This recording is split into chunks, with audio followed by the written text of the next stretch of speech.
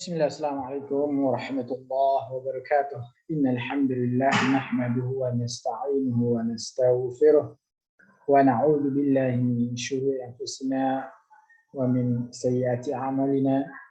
Man yahdihillahu fala mudilla lahu wa man yudlil fala hadiya lahu.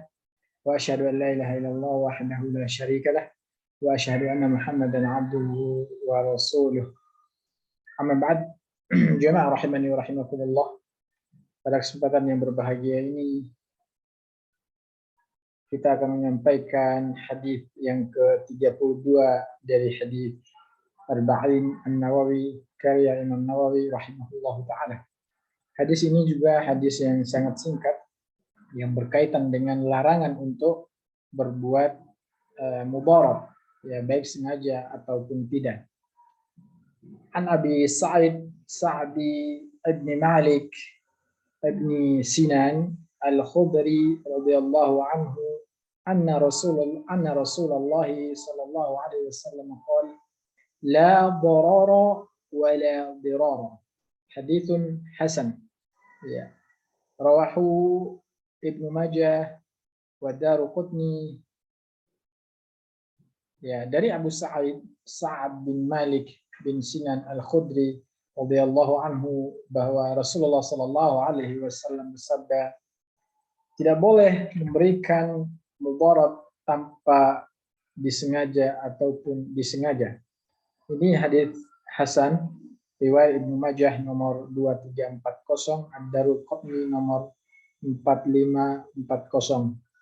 Dan selain keduanya dengan sanadnya serta diriwayatkan pula oleh Malik dalam Al-Muwatta nomor 31.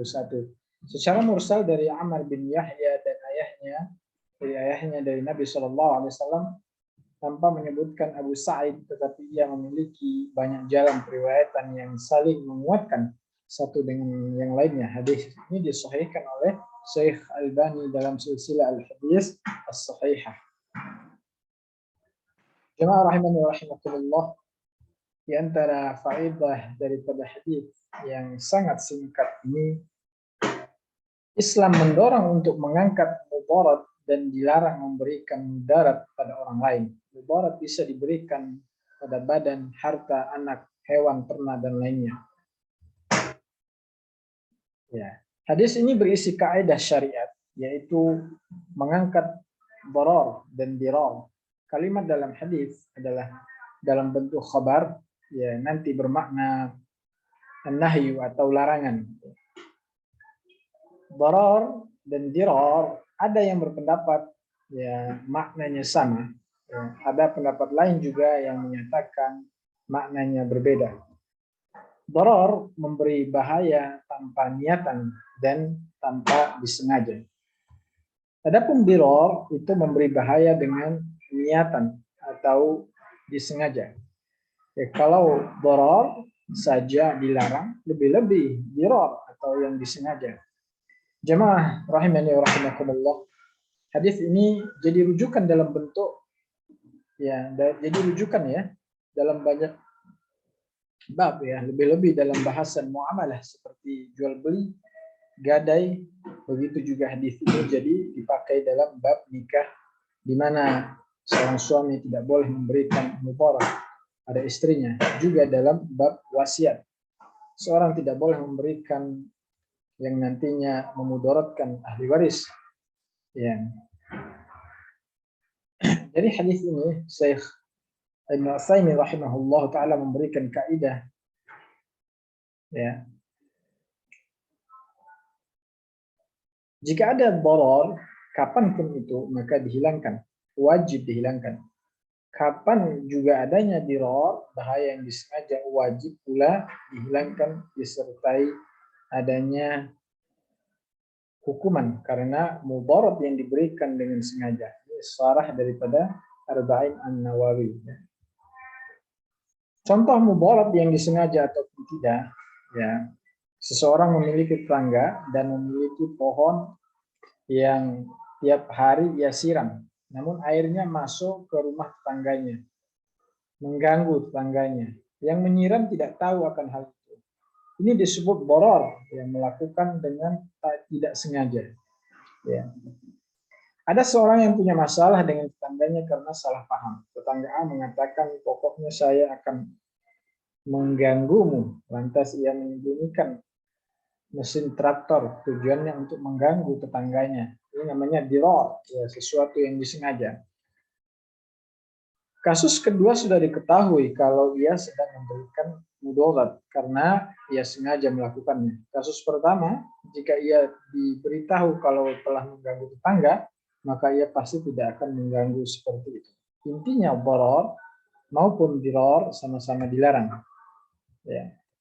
Di masa jahiliyah, ketika suami menceraikan istrinya, maka ketika masa idahnya mau selesai, suami rujuk kembali, kemudian dia mau talaknya lagi kali kedua. Lalu jika masa idahnya mau selesai, suami rujuk kembali, kemudian dia mentalak seterusnya hingga talak ketiga, keempat, tujuannya adalah untuk dirar, yaitu mencelakakan dengan sengaja. Karena itu Allah batasi talak itu hanya sampai 3 kali. Dalilnya adalah firman Allah Ta'ala. Ya, talak yang dapat dirujuk 2 kali setelah itu boleh rujuk lagi dengan cara yang ma'ruf atau menceraikan dengan cara yang ma'ruf. Ini surah Al-Baqarah ayat 229. Ya.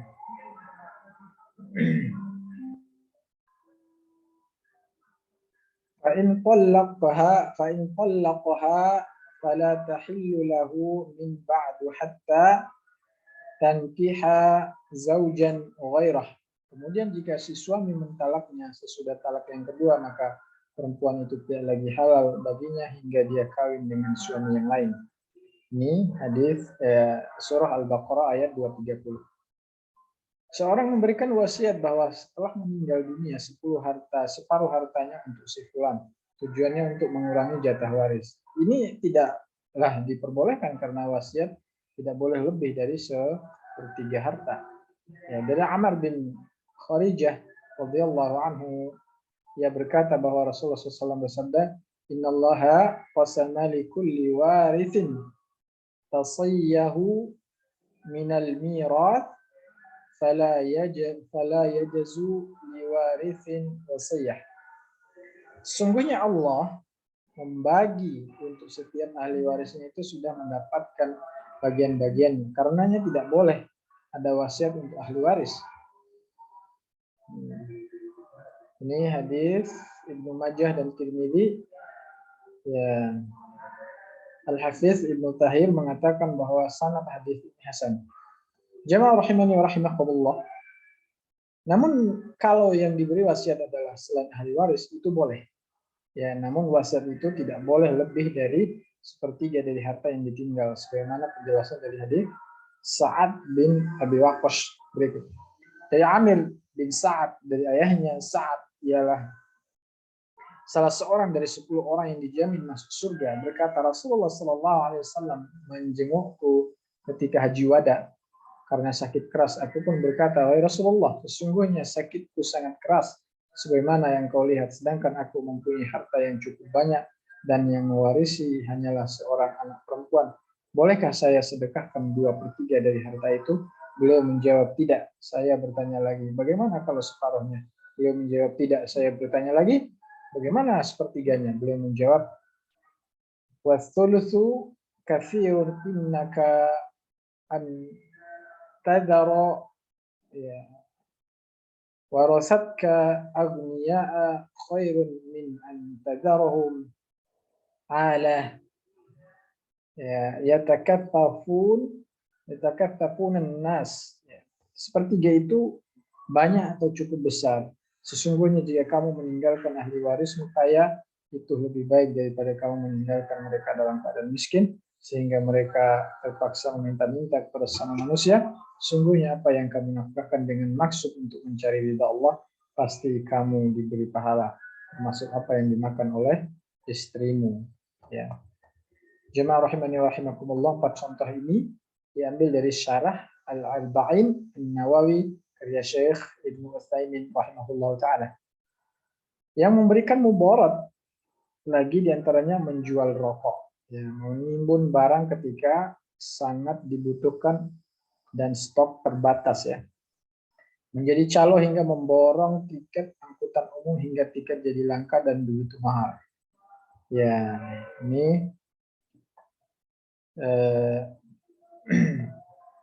jamaah rahimani wa rahimakumullah, ini hadisnya sangat singkat namun syarat dengan makna. Semoga kita memudahkan dan dijauhkan daripada sifat-sifat memudaratkan orang lain atau baik disengaja maupun tidak disengaja. Barakallahu fiikum, subhanakallahumma bihamdi asyhadu an la ilaha illa anta astaghfiruka wa atubu ilaik. Assalamualaikum warahmatullahi wabarakatuh.